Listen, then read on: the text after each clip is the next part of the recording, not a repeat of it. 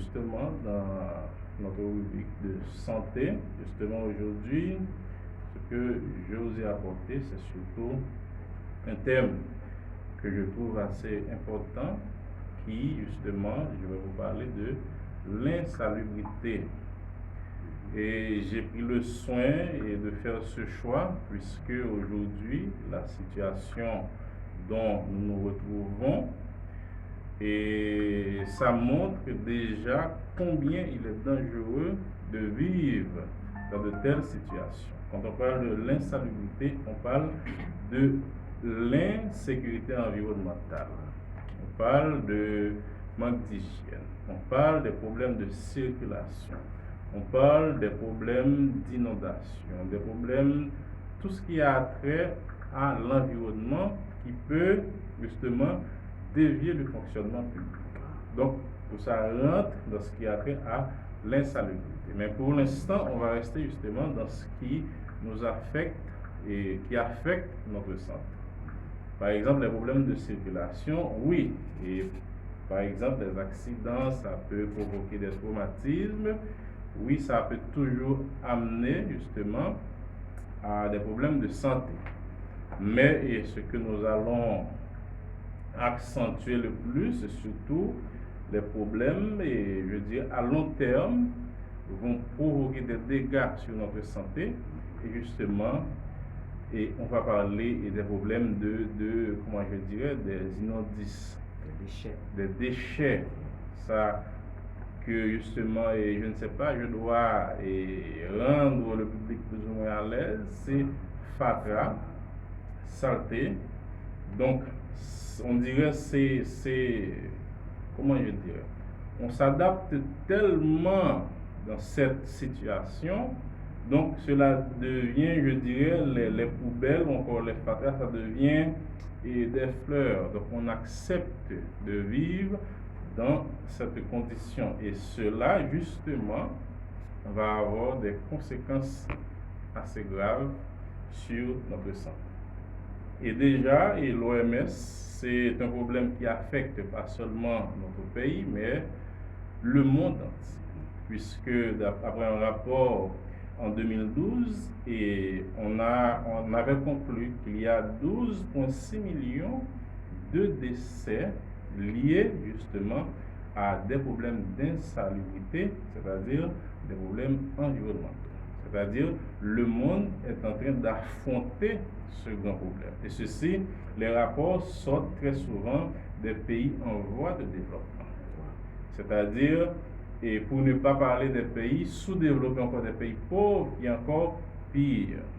Okay? Seuls les pays développés, les pays industrialisés, et réussi à une industrie bas, mais là encore, l'industrie encore donne des problèmes très graves et à l'environnement, question de pollution. Okay? Donc, c'est toujours un problème, cette histoire d'insalubrité, mais ce qui nous concerne le plus, ce sont justement les problèmes d'hygiène que nous affrontons. Qui sont donc, et donc les conséquences? Donc, le problème qui se pose lorsqu'il y a ces déchets accumulés, ça va avant tout polluer l'air, ce qui va nous amener justement à des problèmes respiratoires. Okay? Des problèmes respiratoires chroniques. Et que nous rapporte l'OMS à ce sujet?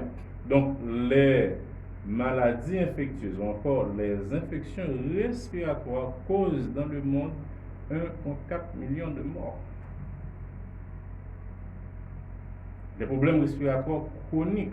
Donc, ce sont des problèmes qui déjà concernent le monde. Donc, de notre côté, il nous faut aussi faire de grands efforts pour surmonter et éviter qu'on arrive à des chiffres tout aussi désastreuses que ce qui vient de se passer justement, le coronavirus.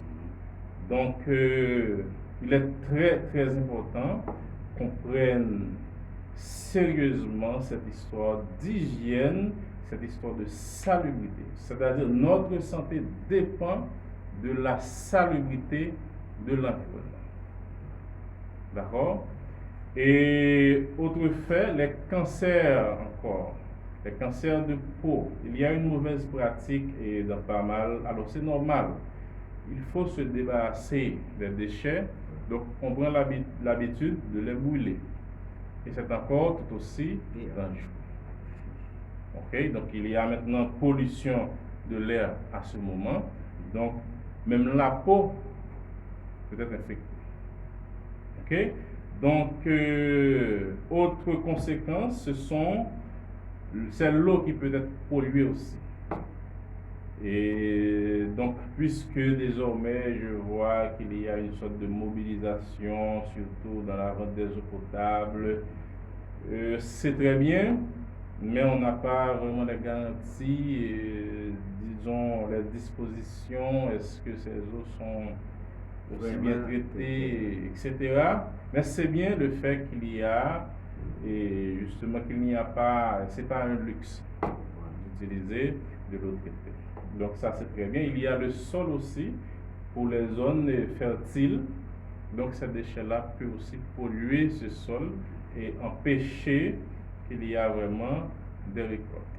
Donc tout ceci va influencer justement dans la vie quotidienne des habitants. Si la terre ne produit plus, donc alors c'est ce qu'on vit en réalité puisque nous dépendons de l'importation. Parce que désormais, la terre ne produit plus et le problème provient de là. C'est justement de la mauvaise gestion des déchets qui nous emmène à ces problèmes. Donc, il y a aussi le paludisme, c'est-à-dire le malaria aussi, que jusqu'ici, on a fait une bonne gérance de cette maladie, puisque désormais,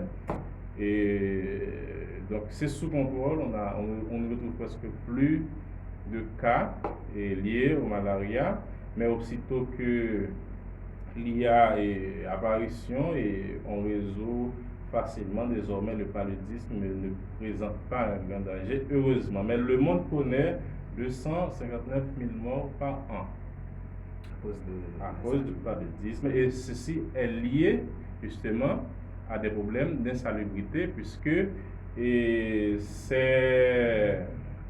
la contamination se fait justement par un moustique. Et ce moustique est produit justement par des mares, par des eaux conservées soit dans des ordures, soit dans des mares. Donc ça produit des moustiques et ça contribue justement à la contamination.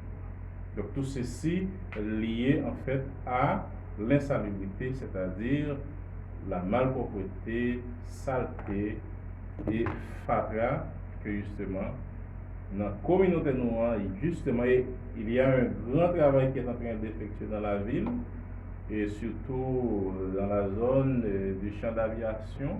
Je vois qu'on commence à s'en débarrasser et c'est très bien. J'espère que ce n'est pas seulement dans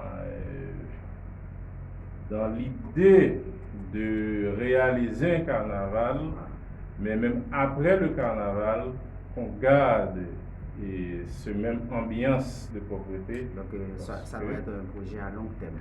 Oui. J'espère qu'on tient vraiment, qu'on garde le climat et justement un peu propre, puisque c'est bien, on voit rapidement qu'on respire différemment depuis et on s'est débarrassé de tout ça. Donc je ne vais pas rester trop longtemps, donc c'est très important et que nous, les citoyens, que ce soit les autorités, nous nous mobilisons pour que, en fait, nous gardons le climat, l'environnement et dans un état de salubrité. Donc, merci M. Samuel et Robinson aussi de m'avoir prêté ce micro et partagé avec le grand public et tout ce qui est allié justement avec l'insalubrité. Merci, docteur Jean-Paul. Ça a été un plaisir. Donc, mais vraiment, c'est important. Donc, et vendredi prochain, donc, je pense qu'il y aura l'autre bagaille qui aussi exactement. est intéressant. Mais déjà, il va espérer qu'on a été satisfait. Ça me fait plaisir. Voilà. Mesdames et messieurs, c'était la rubrique santé avec Dr Paul. Donc c'est un nouveau collaborateur à l'émission.